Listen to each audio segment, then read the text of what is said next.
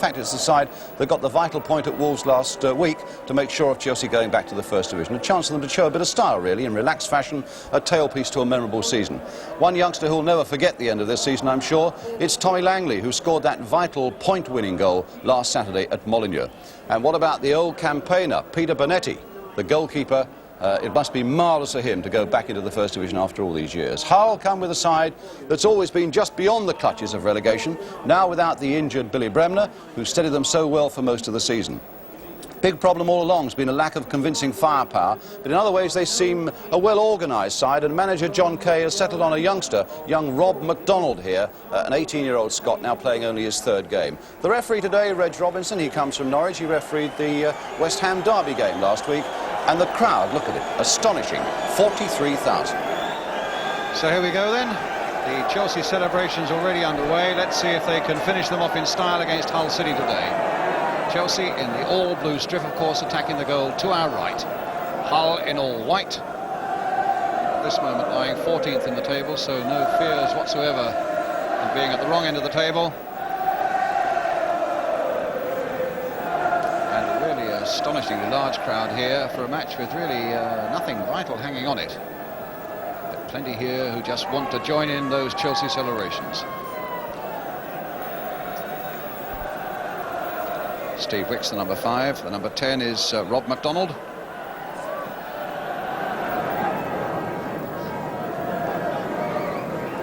Galvin for Hull. De Vries. Galvin.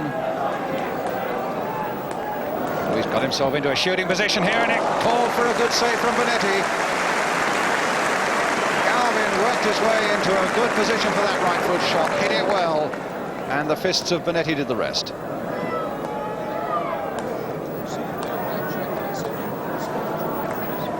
Corner then for Hull. Bringing Dave Roberts up, the number 6. And also the number 5, Stuart Croft. There's Roberts, began his career just down the road at Fulham. Long cross, in fact it might reach Roberts, but another fair-haired fellow was just that little bit bigger, Steve Wicks. Crossed in again by Lord, Bonetti's catch.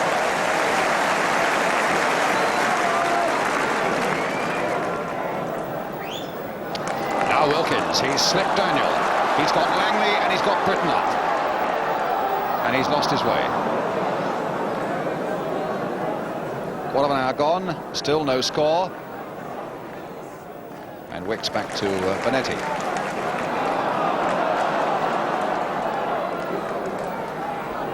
Indeed, you're tempted to say that most of the excitement came before the kick-off, certainly so far as the first quarter of an hour is concerned. Cook now to Locke. Now for Langley. This looks better for Chelsea. Wilkins on the far, rather Britton on the far side. Good running by Langley, and touched in by Steve Finiston. Wayland, no chance at all, exposed cruelly by his defence. But a great run again by Tommy Langley, a young man who it seems can do no wrong at the moment. There he is in the centre. The run by Langley that always had Hull under pressure as he came towards that 6-yard area. And as he turned the ball inside, in fact it was no more than a mere touch, applied by Finiston, making his 24th goal of the season and giving Chelsea the lead with 16 minutes gone. Chelsea 1, Hull City 0, and it's that man again, Steve Finiston. And the man who made it, Tommy Langley, a young man who I say can do no wrong at the moment.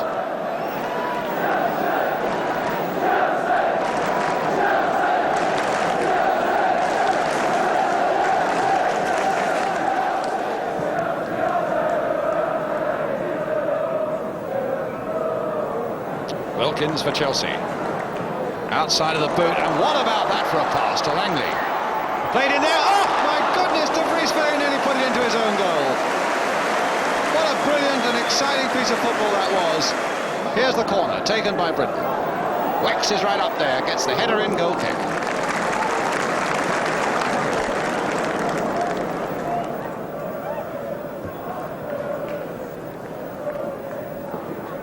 Harris there first.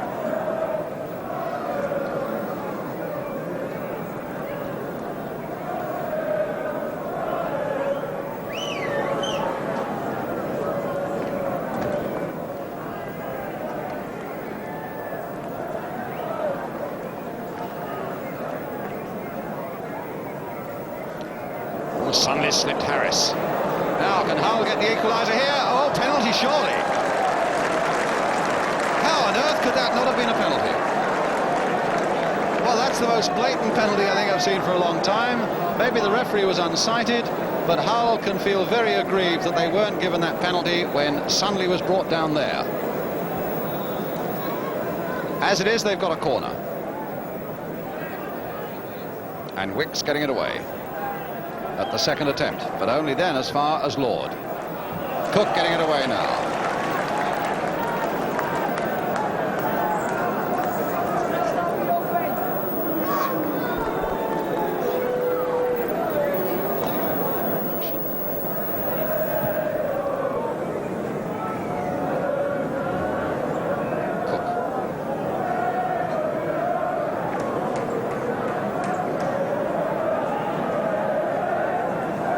This summer for the Los Angeles Aztecs.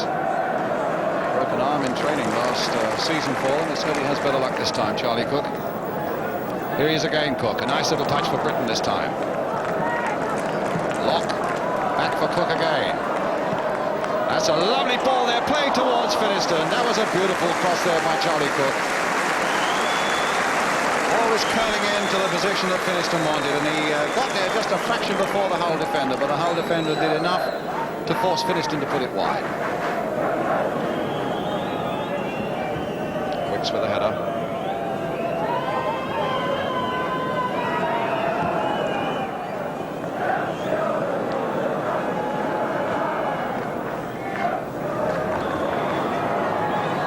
A throw to Hull. Strange ball by Locke in the first place.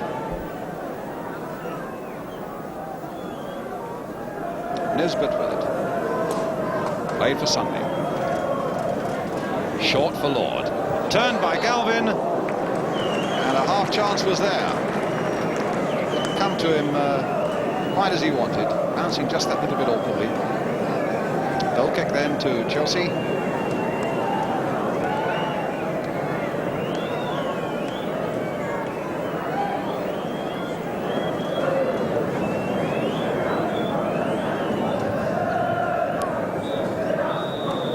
There goes the whistle then for half-time.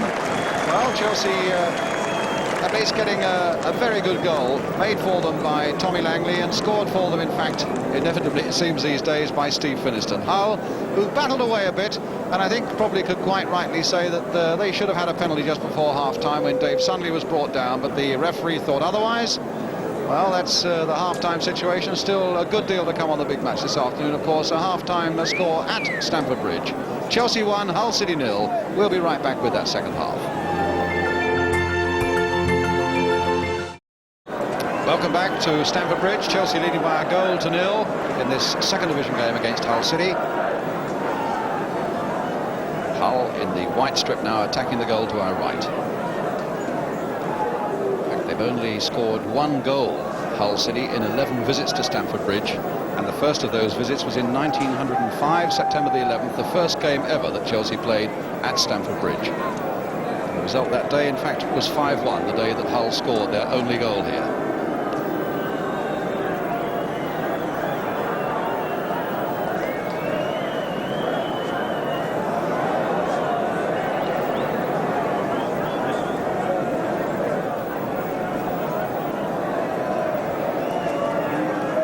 Chelsea unbeaten at home in the league. A free kick taken by Dave Roberts. Here's Galvin. Hull, in fact, have only had one win away in the second division this season. They don't travel awfully well. That was away down in Plymouth about a month ago. Free kick now to Chelsea.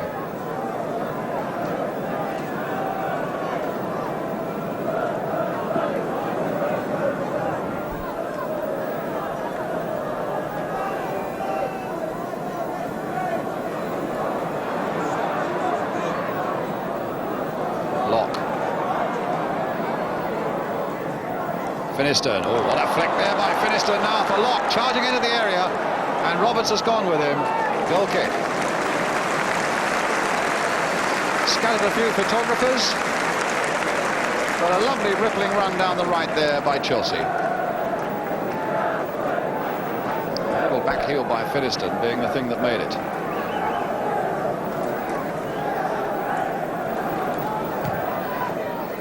Daniels, long ball forward. Harris stopping Sunley. And Sparrow to Locke. Lewington. Headed on nicely for Langley. Combining again with Langley. Finiston waiting in the middle if Langley can get it over. Oh, and he's there! Finiston, number 2.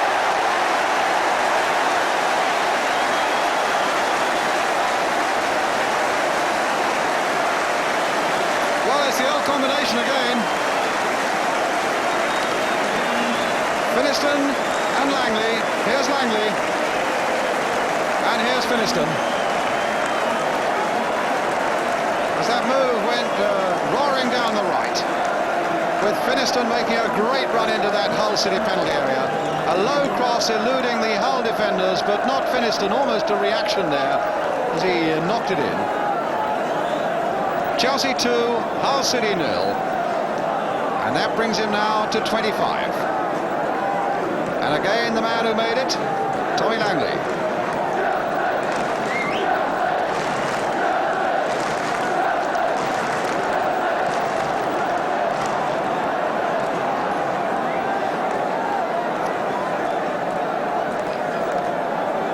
Ignore the mindless people who see fit to run onto the field and concentrate on the players. Charlie Cook here.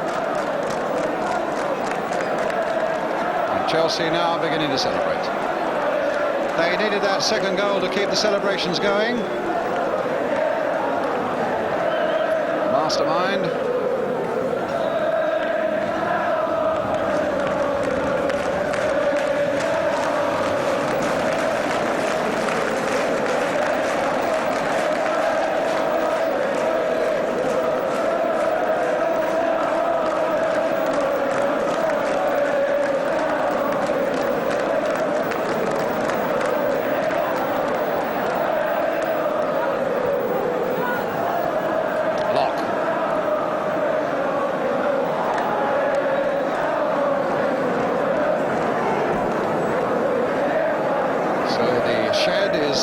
Resounding to the noise that greets that second goal. Sunley played here now for Galvin, and now for young McDonald. Crossed again there for Haig. Can he get it in? No, he can't. Croft surely is going to hit it, and Bonetti down as both Haig and Galvin were in on him. Should there have been the slightest mistake, a smile all round, which is nice to see. And Hull with more than a half chance there, really. And nobody really could quite find the shot that would count. Free kick to Chelsea.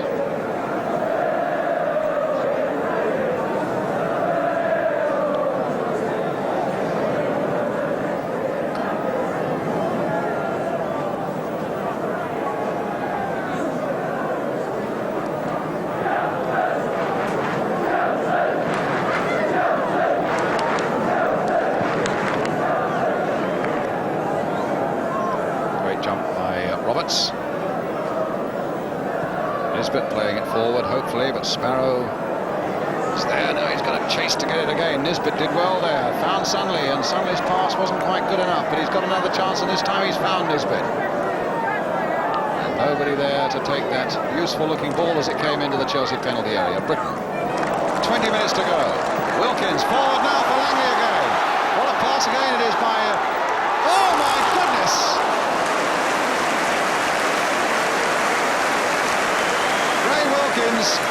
Is applauding his young number 11 as hard as he can go. He stopped just as we cut to him.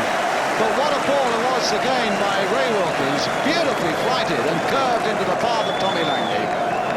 And he took it and hit it, but hit it just a matter of inches too high.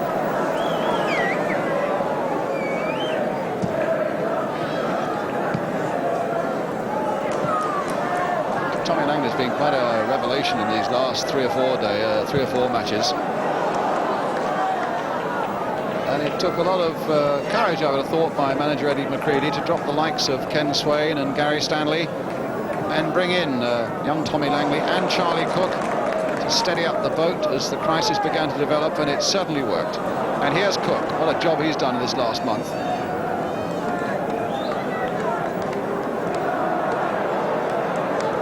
Locke. Langley. De Vries. 10 minutes. Free kick. Oh, Locke and Galvin getting sorted out there, and Wicks going right in there, and Hull reacting as well. And the need for the referee to get in very quickly there to stop that stupidity.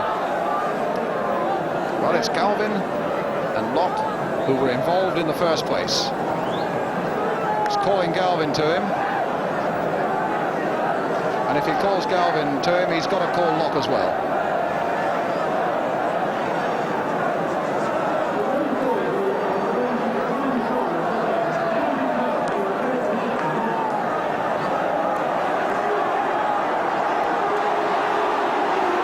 And there are some young idiots on the ground being booed by the more responsible fans. And if this goes on, there's going to be a real danger that this game is going to be held up for quite some considerable time. In fact, the Hull players already going off the field, and referee Reg Robinson is calling the players off the field. And the rest of the Chelsea fans are shouting off, off, off. They've got a bit of sense, even if the people you can see on the pitch have not.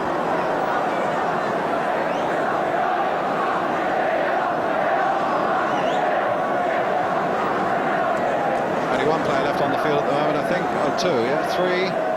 Wicks and Cook, and the Hull goalkeeper, Jeff Whelans.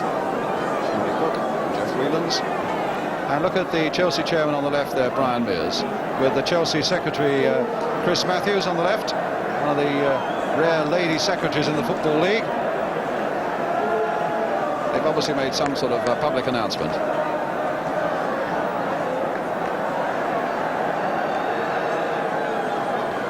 Are out again, with on my watch about 8 minutes to go, and some horses in fact coming round behind in front of the shed. The mounted police adding their strength to this situation. Well, where did it all start? Oh, it starts with a free kick. There was a free kick from that incident involving Locke and Galvin, and Roger de Vries with it, curling it in towards Haig. Roberts right in there, Wicks getting it away.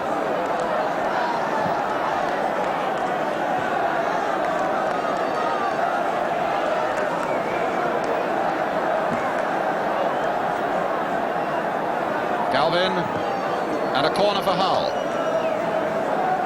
And just look at those spectators behind that goal. The police are going to have quite a job containing them. There's a wire fence around there, but I just wonder how long that's going to survive.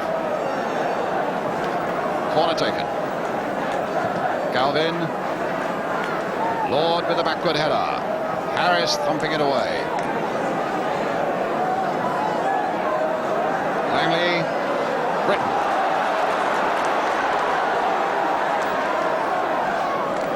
Wilkins. Chipped in again there. Look at that run by Britton. Oh, a brilliant goal. And they're on again. But that again was Ray Wilkins. A brilliant ball played by him. Ian Britton running onto it. Checked himself for just a moment. And then played it under Whelans into the net for Chelsea's third goal.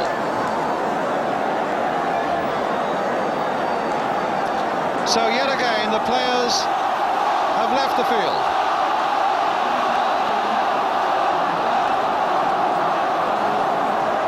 And Eddie McCreadie, the Chelsea manager in the centre there, you can see with the dark glasses. The referee, Reg Robinson, as well. Well, it's a classic case of gate crashers spoiling a party. And now Eddie McCreadie telling the shed to stay quiet.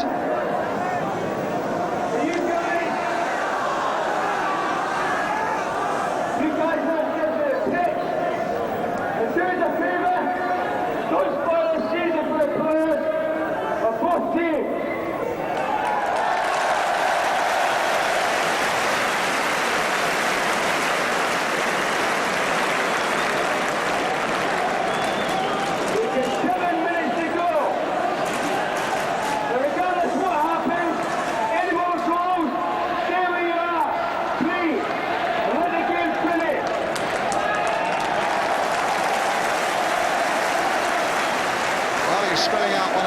to the crowd there.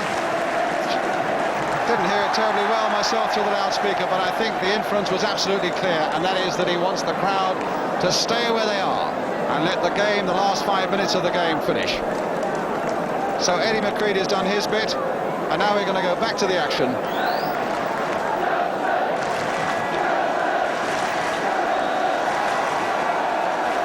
Well, now let's see if we can make some sense of all this chaos. About 5 minutes to go, though my watch has gone ticking on. It was about 5 minutes, I think, when Britain scored that last goal.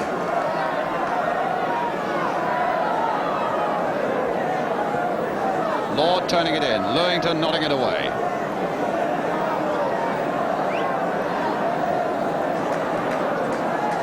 And back to Bonetti.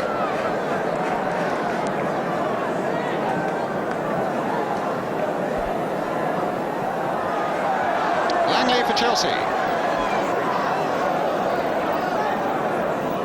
Oh, Britain in a lot of space on the far side. Finiston through the middle. He's offside. It's in the back of the net, but it will not count. Linesman flagging on the far side.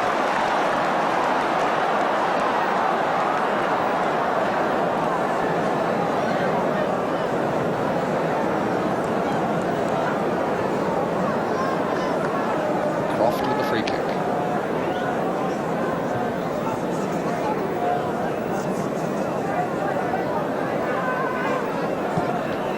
Crossed in there towards Haig, nodded back down there. He claims it was handball by Cook, but the referee said it wasn't.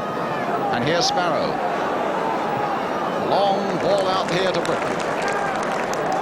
With that stoppage, goodness knows how much time there is to go. But here's Finiston. Will he have time? Oh! Well, that was... What's he given now? He's given a penalty? What an extraordinary thing. Because he walked away from it, changed his mind and gave a penalty. Now, whether that was on what the linesman indicated to him, I wouldn't know. A clash there with Finiston. Down went the Chelsea number 9. And Steve Finiston might well be given the chance from this penalty spot to score a hat-trick. Well, nothing much has gone Hull's way today. They should certainly have had a penalty there in the first half. Now they've conceded one here in the second half. Now, is it going to be a hat-trick for Steve Finiston? Jeff Whelan's not yet on his goal line, but now he is. And Finiston one kick away from a hat-trick. And he's got it! This remarkable man keeps going in a remarkable season when he brings his total to 26 and completes the last game of the season for Chelsea in the last minutes of it with a hat-trick from the penalty spot. Hit powerfully, giving Whelans no chance. Chelsea 4, Hull 0, and that really is the way to celebrate. A hat-trick as you go up into the First Division.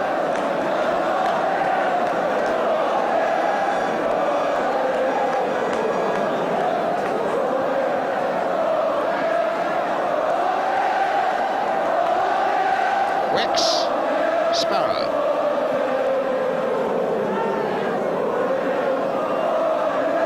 And Wicks back to keeper Bonetti.